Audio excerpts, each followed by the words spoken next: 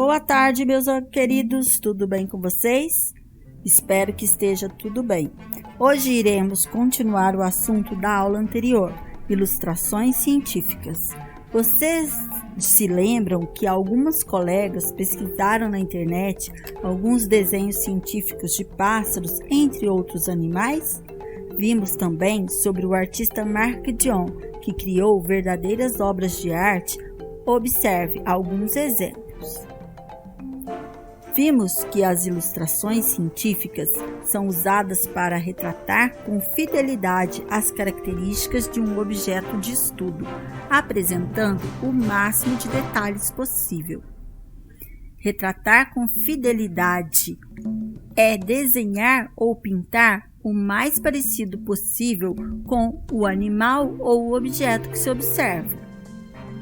Bem, depois dessa breve introdução, vamos à aula de hoje, a página 85. Atividade: é o bicho.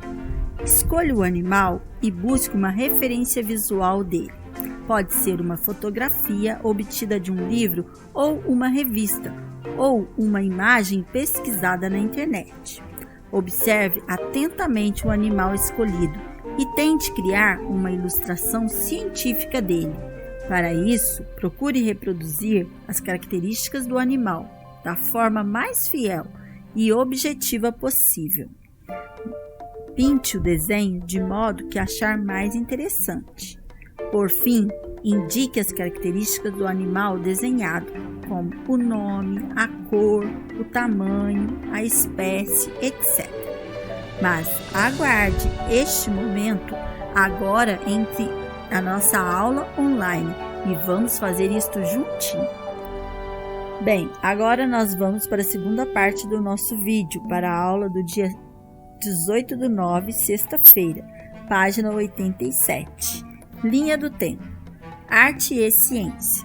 Como vimos no tema 4, as paredes das cavernas serviram de tela para as primeiras comunidades humanas.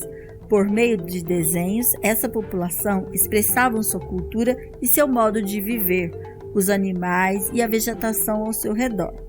Com o passar dos anos, a humanidade se desenvolveu e adotou a arte como ferramenta para diferentes finalidades, seja como modo de expressão artística, seja para uso científico, como é o caso do desenho técnico. Assim como a ilustração científica, o desenho técnico mostra com precisão o objeto estudado.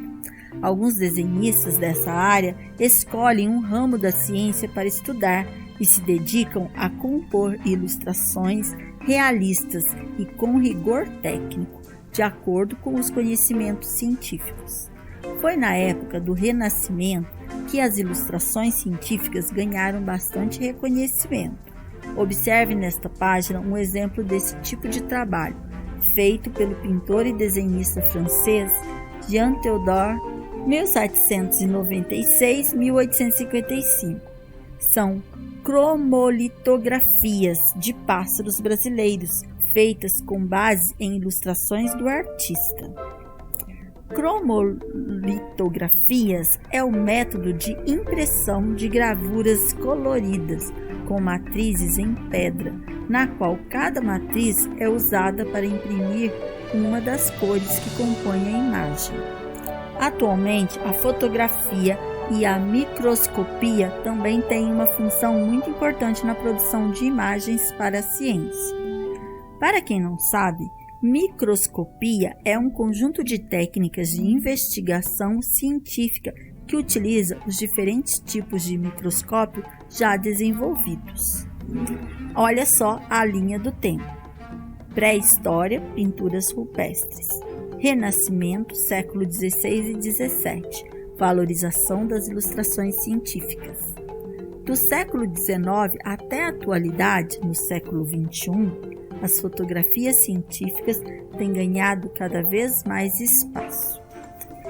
Como atividade para a aula, vão pesquisar as diferenças entre os desenhos artístico, técnico e científico. Bem, por hoje ficamos por aqui. Até já, beijinhos!